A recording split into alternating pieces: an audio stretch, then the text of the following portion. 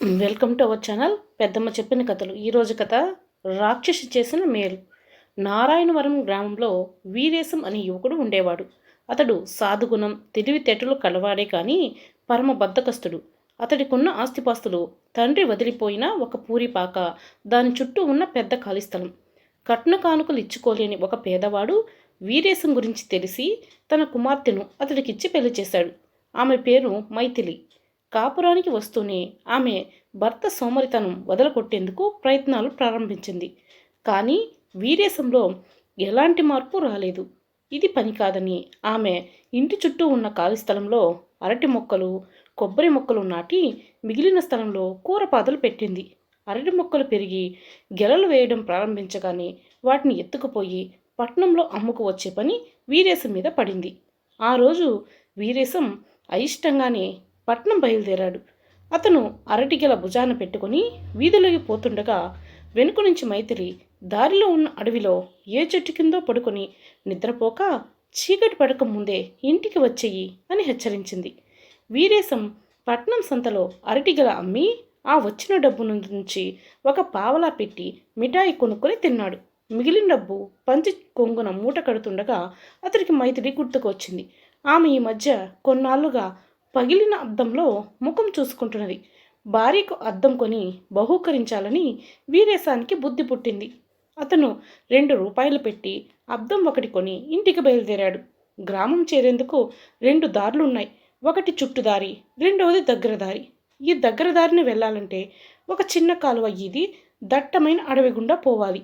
త్వరగా ఇల్లు చేరాలనే ఆదుర్దా కొద్దీ వీరేశం ఈ దగ్గర దారిన బయలుదేరి కాలువ ఈది అవతలకు చేరాడు. ఆ సరికి మిట్ట మధ్యాహ్నం అయింది. ఒక గుబురు చింత చెట్టు కింద నీడను చూస్తూనే వీరేశానికి ఎక్కడలేని బద్ధకం వచ్చింది. అతను ఆ చింత కిందకు పోయి అద్దాన్ని పక్కన పెట్టుకొని పడుకొని నిద్రపోయాడు. ఆ చెట్టు మీద ఒక బ్రహ్మరాక్షసి ఉంటున్నది. అది ఆ సమయంలో గాఢ నిద్రలో ఉన్నది. కొంతసేపటికి ఎండ పడుకున్న వీరేశం మీద అతను కొన్న కొత్త అద్దం మీద పడింది. అద్దం మీద పడిన ఎండ చెట్టు కొమ్మల్లో నిద్రపోతున్న బ్రహ్మరాక్షసి ముఖం మీద వేడిగా తగిలి దానికి నిద్రాభంగం అయింది. బ్రహ్మరాక్షసి కోపంగా కళ్ళు తెరిచి చెట్టు కింద ఉన్న వీరేశాన్ని చూసి, ఎవడ్రా వాడు, నా చెట్టు కింద చేరడానికి నీకెన్ని గుండెలు అని పెడబొబ్బలు పెడుతూ కిందకి దూకింది. వీరేశం ఉలిక్కిపడి లేచి కూర్చున్నాడు. అతడికి ఎదురుగా పెద్ద పెద్ద జడలతో, భయంకరమైన కూరలతో దుబ్బలా ఉన్న బ్రహ్మరాక్షసి నిలబడి ఉన్నది. వీరేశం దాన్ని చూస్తూనే హడలిపోయి అద్దాన్ని మొహానికి అడ్డం పెట్టుకున్నాడు. బ్రహ్మరాక్షసికి అద్దంలో తన మొహం కనపడగానే చెట్టు కింద ఉన్నది మరొక బ్రహ్మరాక్షసి అనుకున్నది. అది ఆశ్చర్యపోతూ చప్పట్లు చరిచి, మనిషి శరీరం, బ్రహ్మరాక్షసి తల, అద్భుతం, నాలాంటి బ్రహ్మరాక్షసివే అయినా ఇంత గొప్ప విద్య ఎక్కడ నేర్చుకున్నావు అని వీరేశాన్ని అడిగింది. ఆ ప్రశ్నకు వీరేశం ఆశ్చర్యపడుతూ మొహానికి అడ్డం పెట్టుకున్న అద్దాన్ని పక్కకు తీశాడు. బ్రహ్మరాక్షసి ఈసారి మరింత ఆశ్చర్యపోయి, ఇప్పుడు నీ మొహం అచ్చు మనిషి మొహంలా మారిపోయింది. ఈ క్షణంలో కావాలంటే నువ్వు మనుషుల మధ్యకు పోయి కాలం గడపగలవు. చాలా కాలంగా నాకు మనుషుల మధ్య తిరగాలని ఆశగా ఉన్నది. నువ్వు నన్ను మనిషిగా మార్చలేవా అని అడిగింది. ఈ ప్రశ్న వింటూనే వీరేశానికి ఒక ఆలోచన వచ్చింది. ఇంతకాలం తను అందరూ బద్ధకస్తుడని, సోమరిని అనుకుంటున్నారు. తాను బ్రహ్మరాక్షసిని మనిషిగా మార్చలేకపోయినా దాని క్రూర స్వభావాన్ని మార్చి మనుషుల మధ్యకు తీసుకుపోతే అందరూ తనకు బ్రహ్మరథం పడతారు. వీరేశం ఇలా ఆలోచించి బ్రహ్మరాక్షసితో, నిన్ను తప్పకుండా మనిషిగా మార్చుతాను. అయితే నువ్వు ముందు మనుషుల అలవాట్లని నేర్చుకోవాలి.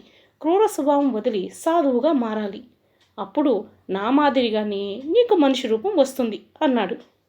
బావుంది, నువ్వు చెప్పినవన్నీ నేర్చుకుంటాను అన్నది బ్రహ్మరాక్షసి ఉత్సాహంగా. వీరేశం దానికి మనుషుల మధ్య ఉండే బంధుత్వాలు, మర్యాదలు, పలకరింపుల గురించి చెప్పి, చీకటి పడుతుండటంతో రేపు చీకటి పడ్డాక ఇక్కడికి వస్తాను. నిన్ను పూర్తిగా మనిషిని చేయడానికి 6 మాసాలు పట్టవచ్చు అన్నాడు. అతడు బాగా చీకటి పడి ఇల్లు చేరేసరికి అతడి కోసం ఎదురు చూస్తున్న మైథిలి, ఇప్పటికైనా వచ్చావు, నేను ఎంత కంగారు పడిపోతున్నానో తెలుసా అన్నది కోపంగా. బ్రహ్మరాక్షసి సంగతి చెబితే ఆమె హడలిపోతుందని గోప్యంగా ఉంచాడు వీరేశం. అతడు తెచ్చిన కొత్త అద్దాన్ని చూసి మైథిలి మురిసిపోయింది. మర్నాటి సూర్యాస్తమయ సమయంలో వీరేశం భార్యకు ఇప్పుడే వస్తానని చెప్పి ఇంటి నుంచి బయలుదేరాడు.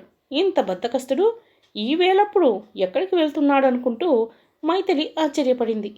ఆ రాత్రి వీరేశం బ్రహ్మరాక్షసికి మనుషుల ఆచారాలు, అలంకరణలు గురించి వివరంగా చెప్పాడు.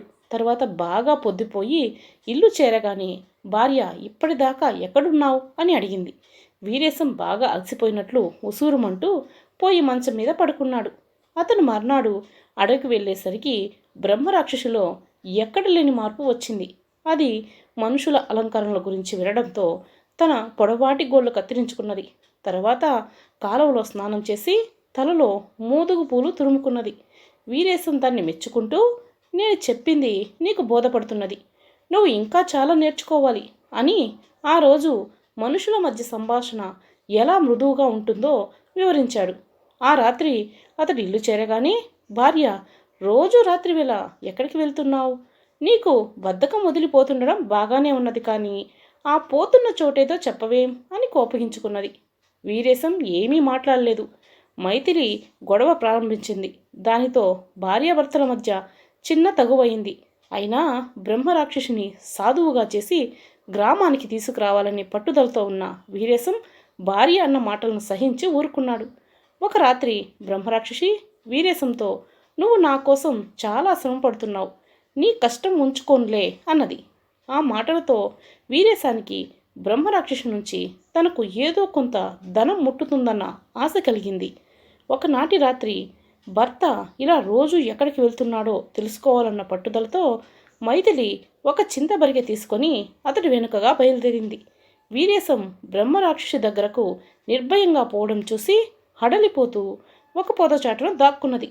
బ్రహ్మరాక్షసి వీరేశంతో, మనుషుల అలవాట్లు నాకు బాగా అబ్బేలా చేశావు, బాగానే ఉన్నది, ఇప్పుడు నాకు మనుషుల్లా చక్కగా పాడడం నేర్పు అన్నది.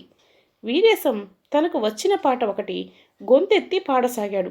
బ్రహ్మరాక్షసి అతన్ని అనుకరిస్తూ పాడడం మొదలుపెట్టింది. ఇది చూస్తూనే మైథిలికి బ్రహ్మరాక్షసి అంటే భయం పోయింది. ఆమె చింతబరికె పైకెత్తి పట్టుకొని పొదచాటు నుంచి బయటకు వస్తూ, ఇంతకాలంగా నువ్వు చేస్తున్న ఘనకార్యం ఇదా?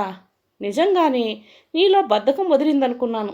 ముందుగా నీ శిష్యురాలికి బుద్ధి చెప్పాలి అని చింతబరికెతో బ్రహ్మరాక్షసిని కొట్టసాగింది. బ్రహ్మరాక్షసి కేకలు పెడుతూ, రక్షించండి, ఈవిడెవరో బ్రహ్మరాక్షసిలా ఉన్నది అంటూ అక్కడి నుంచి పారిపోసాగింది. వీరేశానికి కూడా ఆ క్షణంలో భార్య అంటే భయం కలిగింది. అతడు బ్రహ్మరాక్షసి వెనగ్గా అరణ్యం లోపలికి పరుగు తీశాడు.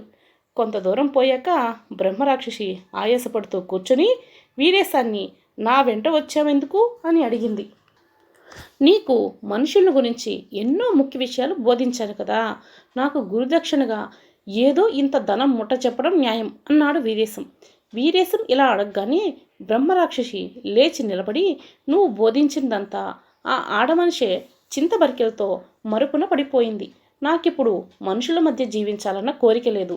అసలు మనిషి అనేవాడు కనిపించని అడవి మధ్యకు పోయి బతుకుతాను అంటూ వేగంగా వెళ్ళిపోయింది. ఇది చూసి వీరేశానికి మతిపోయినట్లయింది. తెల్లవారే వరకు అక్కడే కూర్చోవడమా లేక ఇంటికి వెళ్ళడమా అని అతడు ఆలోచిస్తున్నంతలో అటుగా చిన్న కట్టెల మోపు నెత్తిన పెట్టుకొని ముసలి భద్రయ్య తాత వచ్చాడు. వీరేశం అతన్ని పలకరించాడు. భద్రయ్య తాత అతడికేసి ఆశ్చర్యంగా చూసి మోపు కింద పెట్టి, ఏరా బద్ధకాల వీరేశం, ఇక్కడేం చేస్తున్నావు అని అడిగాడు. వీరేశం ఒకవైపు బాధపడుతూనే జరిగిందంతా తాతకు చెప్పి, నే చేసిన తప్పేమిటి అని అడిగాడు. భద్రయ్య తాత కొంచెంసేపు ఆలోచించి ఊరుకొని, నిన్న మొన్నటి వరకు బద్ధకం బతుకు బతకడం నీవు చేసిన తప్పు. అది వదిలించుకొని ఎక్కడో అడవిలో ఉన్న బ్రహ్మరాక్షసిని మనుషుల మధ్యకు తేవాలని ప్రయత్నించడం పెద్ద తప్పు. ఏమైతేనే నీలో నుంచి బద్ధకం అనే బ్రహ్మరాక్షసి పారిపోయింది. ఇక నుంచైనా ఒళ్ళు వంచి పని పాటలు చేసుకుంటూ ఉన్నంతలో సుఖంగా బ్రతకడం నేర్చుకో అన్నాడు చిన్నగా నవ్వుతూ. ఆ క్షణంలో వీరేశానికి తన భార్య ఒక్కతే ఇంటి పనులతో పాటు ఖాళీ స్థలంలో అరటి చెట్లు, కూరపాదులు పెంచేందుకు పడుతున్న శ్రమ కళ్ళకు కట్టినట్లయింది. అతడు కూర్చున్న చోటు నుంచి ఉత్సాహంగా లేచి భద్రయ్య తాత తెచ్చిన కట్టెల మోపును నెత్తిన పెట్టుకుంటూ, నువ్వు చెప్పింది నిజం తాత. ఇక ఈ వీరేశం ఎంతటి పనిమంతుడవుతాడో నీవే చూద్దు గాని. ఒక రకంగా ఇది నాకు బ్రహ్మరాక్షసి చేసిన మేలు అన్నాడు.